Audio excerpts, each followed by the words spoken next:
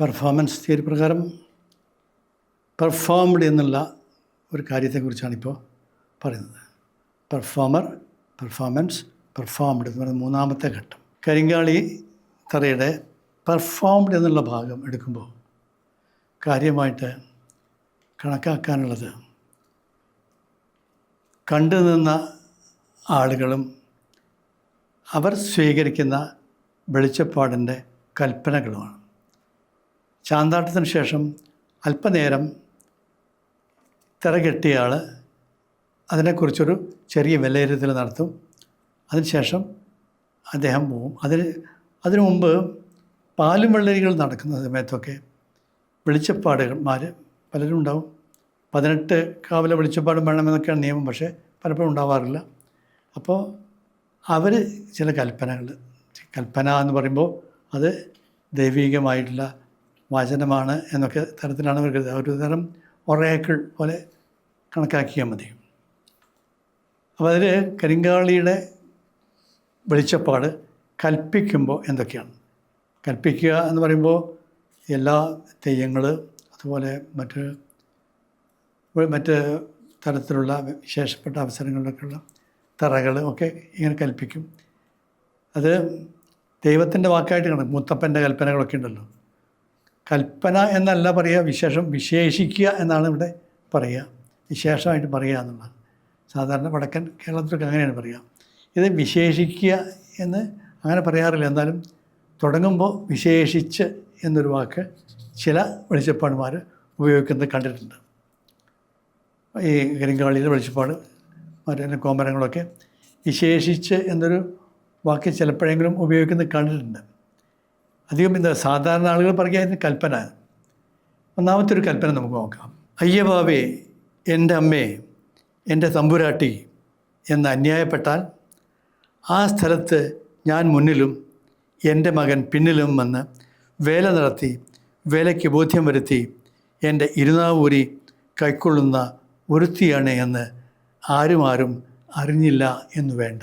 ശ്രദ്ധിക്കുക, അയ്യബാവേ, എൻ്റെ അമ്മേ, എൻ്റെ തമ്പുരാട്ടി എന്ന് വെച്ചാൽ ഒരു നിർണായകമായ സങ്കടകരമായ ഒരു അവസ്ഥയിലെത്തുമ്പോൾ എൻ്റെ തമ്പുരാട്ടി എന്ന് വിളിച്ചാൽ അന്യായപ്പെട്ടെന്ന വാക്കുകൾ അന്യായപ്പെട്ട അങ്ങനെ ഒരു അന്യായം നടന്നെങ്കിൽ ആ സ്ഥലത്ത് ഞാൻ മുന്നിലും എൻ്റെ മകൻ പിന്നിലും.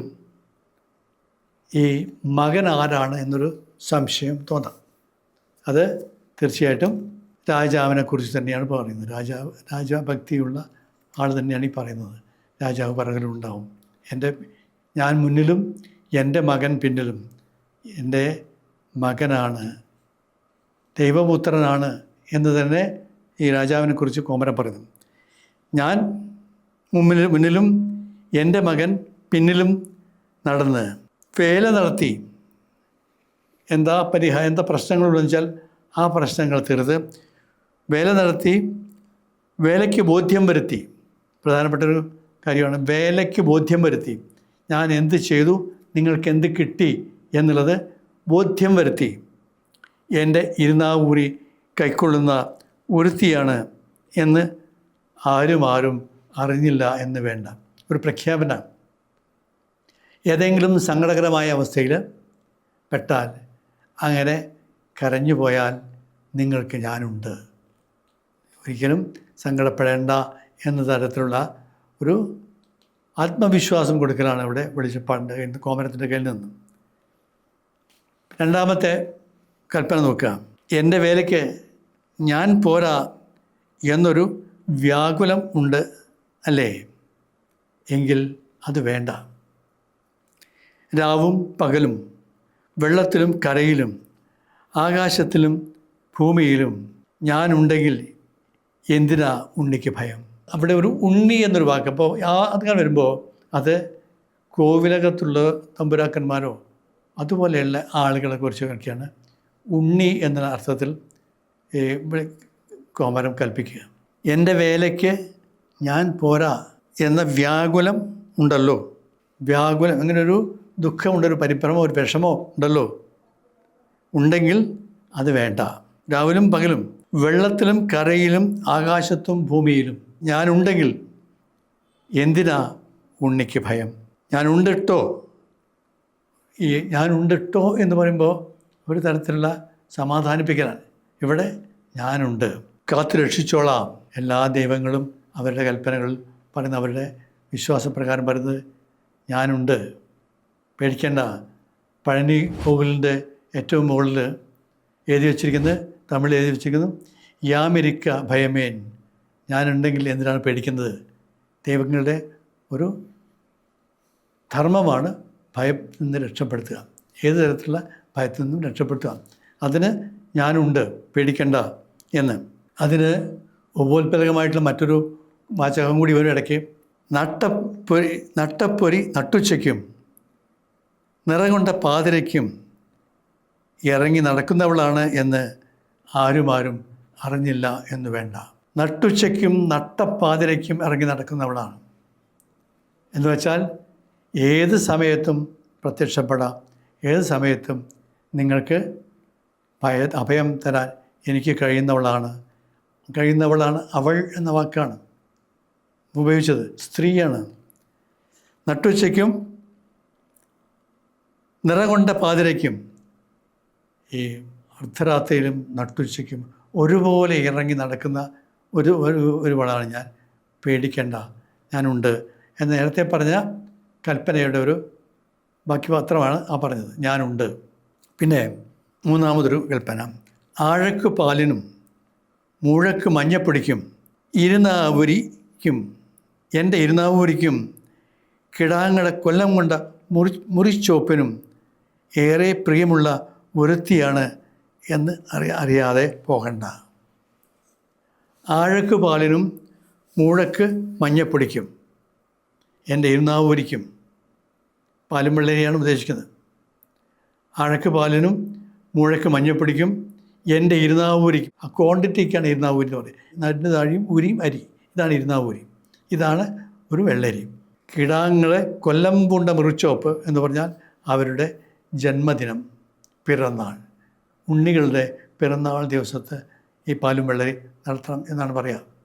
അപ്പോൾ ആഴക്ക് പാലിനും മൂഴക്ക് മഞ്ഞപ്പൊടിക്കും ഇരുനാവൂരിക്കും കിടാങ്ങളെ കൊല്ലം പൂണ്ട മുറിച്ചോപ്പിനും ഏറെ പ്രിയമുള്ള ഒരുത്തിയാണ്. വളരെയധികം മോഹമുണ്ട്.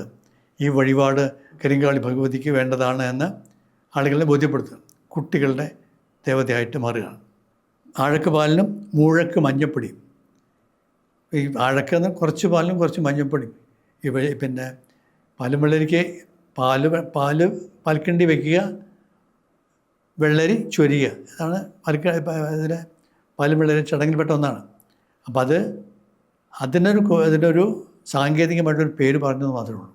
എല്ലാ കുട്ടികളുടെ എല്ലാ പിറന്നാളിലും പാലും വെള്ളരി വേണം എന്നാണ് ഇതിൻ്റെ സൂചന. ഇനി മറ്റൊരു കൽപ്പന, കാലിക്കുളമ്പിലെ ചോരയും പെണ്ണും പിള്ളയുടെ കണ്ണീരും കണ്ടാൽ സഹി വരാത്ത ഒരുത്തിയാണ് എന്ന് ആരും അറിഞ്ഞില്ല എന്ന് വേണ്ട. പാലും വെള്ളരിയുടെ അല്ലെങ്കിൽ കരിങ്കാളിയുടെ ധർമ്മം ഇവിടെ പറയുകയാണ്. കാലിക്കുളമ്പിലെ ചോരയും പെണ്ണും പിള്ളയുടെ കണ്ണീരും, രണ്ട് കാര്യമാണ് പറഞ്ഞത്. കാലിക്കുളമ്പിലെ ചോര എന്ന് പറയുമ്പോൾ കാലികൾ കൃഷി അല്ലെങ്കിൽ ഒരു അഗ്രേറിയൻ സൊസൈറ്റിയിൽ കാലികൾ പ്രധാനപ്പെട്ടതാണ് അന്ന്. കാലിക്കുളമ്പിലെ ചോരയും പെണ്ണും പിള്ളയുടെ കണ്ണീരും, പെണ്ണും പിള്ള എന്നുള്ള ദക്ഷിണ മലയാളത്തിലുള്ള സ്ത്രീക്ക് പറയുന്ന വാക്കല്ല, പെണ്ണിനും പിള്ളയ്ക്കും, കുട്ടിക്കും, അമ്മയ്ക്കും കുട്ടിക്കും. പെണ്ണും പിള്ളയുടെ കണ്ണീരും, കുട്ടികൾ കരഞ്ഞാൽ, സ്ത്രീകൾ കരഞ്ഞാൽ എനിക്ക് സഹിക്കാൻ കഴിയില്ല എന്ന് തുറന്നു പറയുകയാണ്.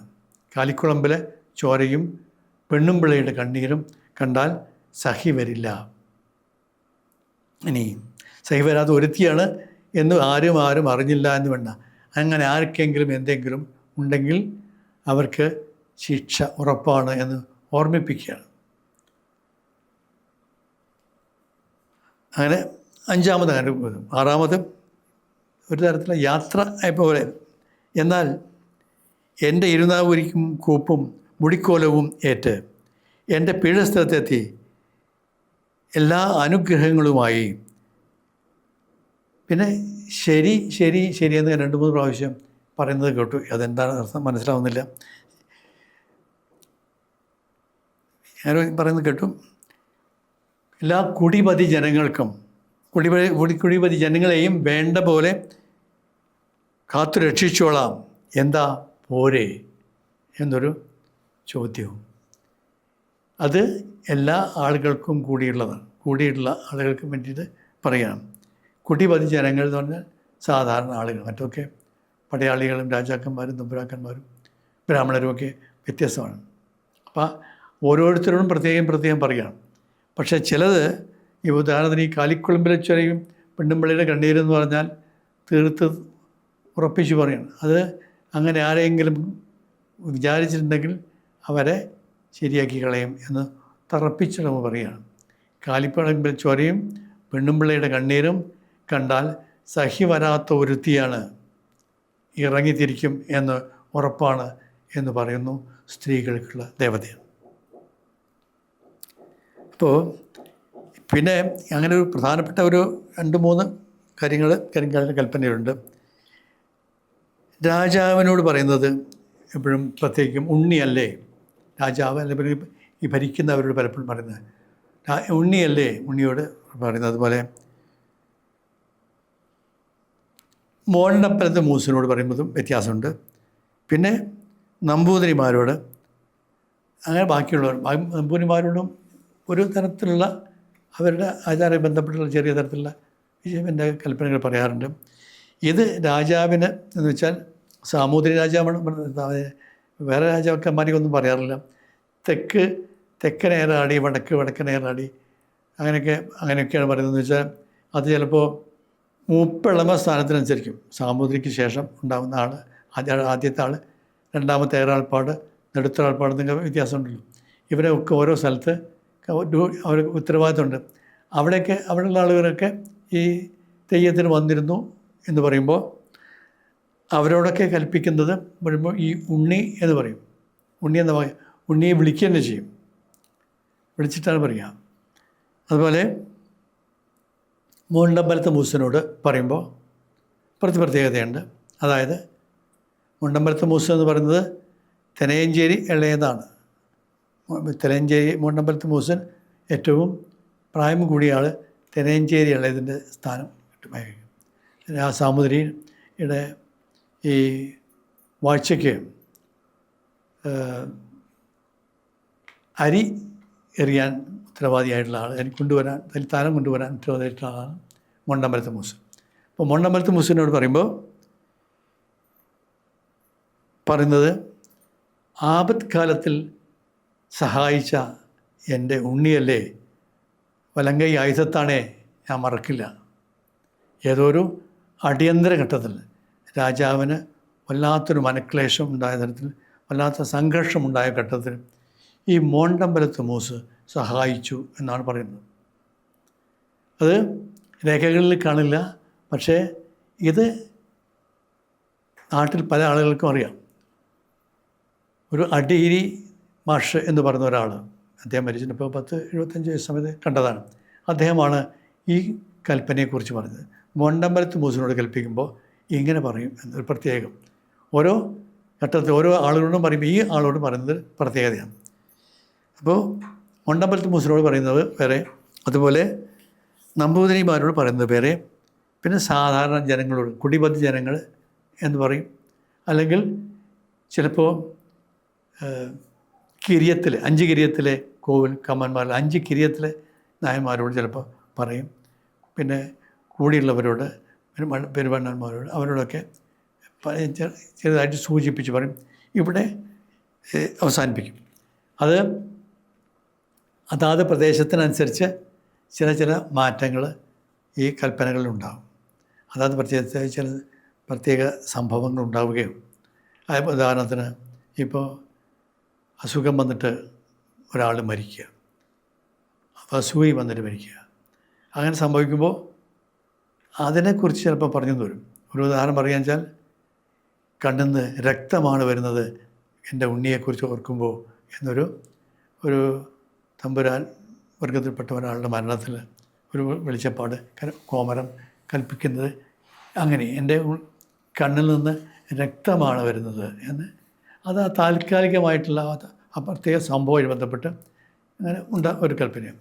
ഓരോ സ്ഥലത്ത് അങ്ങനെ ഓരോ പ്രദേശങ്ങളിൽ അതാത് സന്ദർഭത്തിനനുസരിച്ച് കൽപ്പനകൾ മാറ്റി എന്ന് വരും.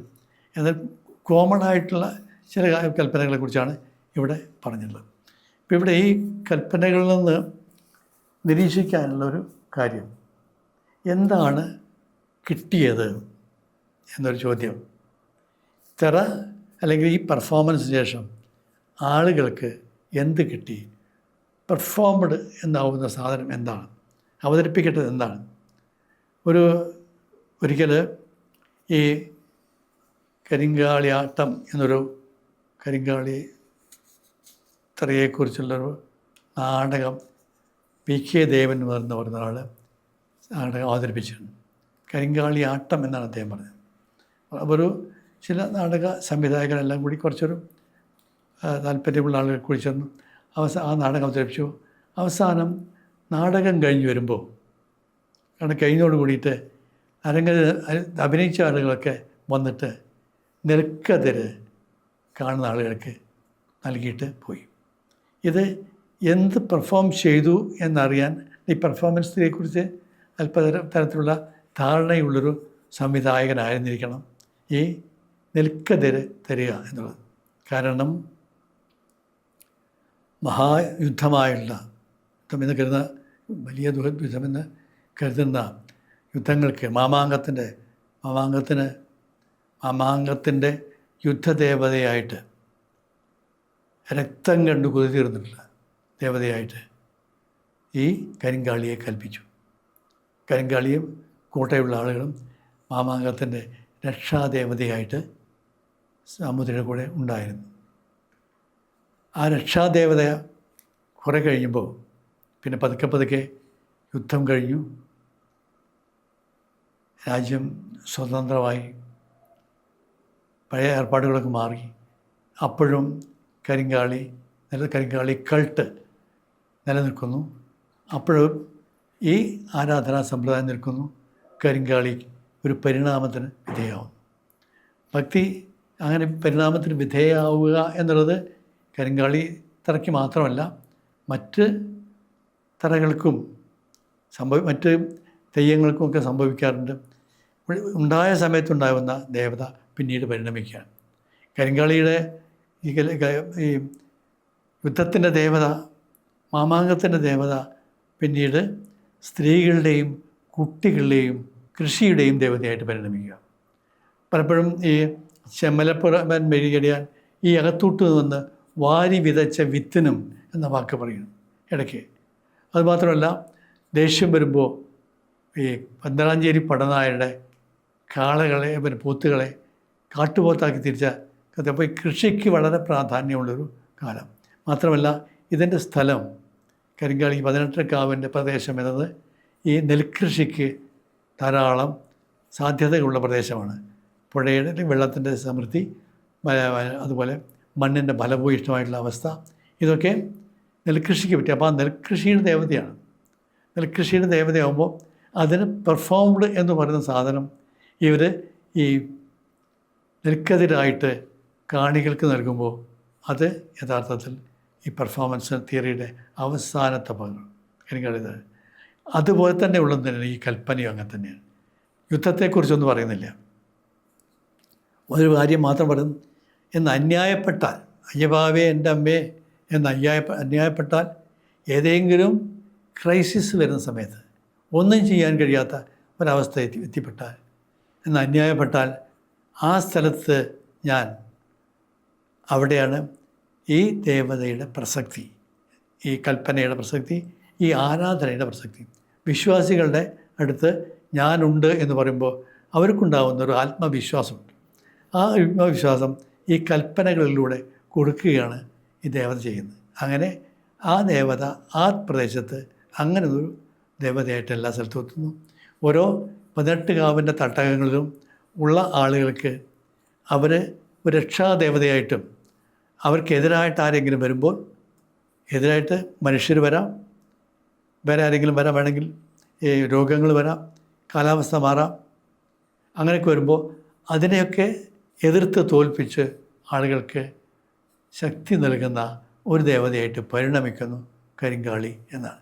അതാണ് കരിങ്കാളി എന്ന ദേവതാസങ്കല്പം കൊണ്ട് കിട്ടുന്നത്.